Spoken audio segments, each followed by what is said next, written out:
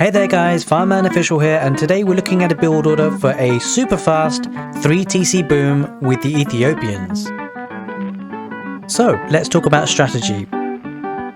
Now with this build order we're going for a 21 plus 2 population click up. What that means is you'll have 21 population, that's 20 villagers plus your scout before we click up to feudal age. You get 2 more villagers whilst you're in feudal age before you click up to castle age.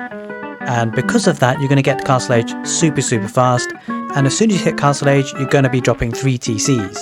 Now this strategy is pretty perfect for maps like Arena, and of course we're going to benefit from the Ethiopians bonus of getting extra food and gold as you go through the ages.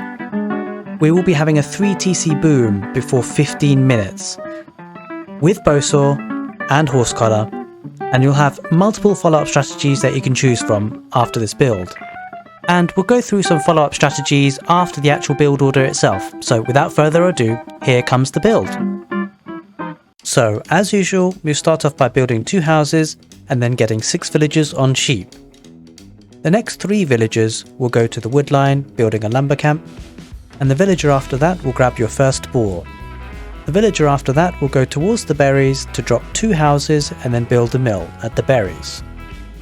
Then the next 2 villagers will go to food underneath the TC, the next villager will grab your second boar, and the last 6 villagers before you click up to feudal age will all go underneath the TC gathering food.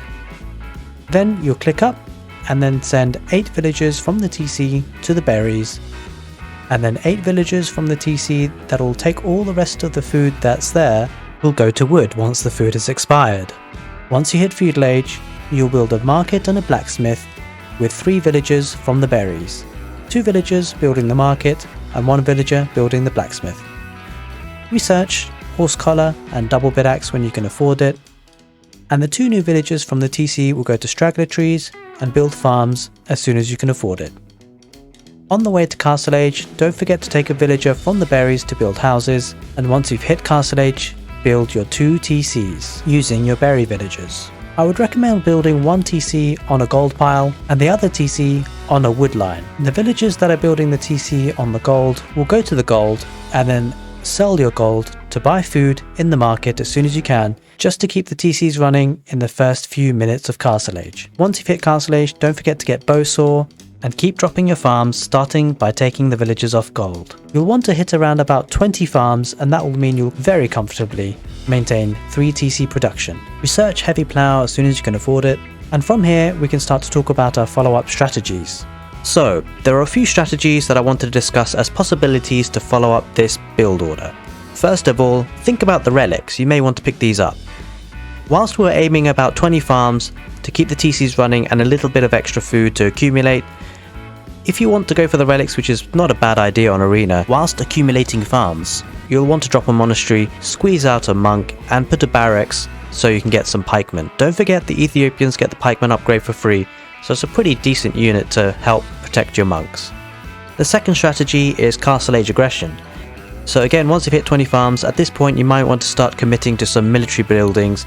In particular, you might want to go for some crossbow and pikemen as a unit composition.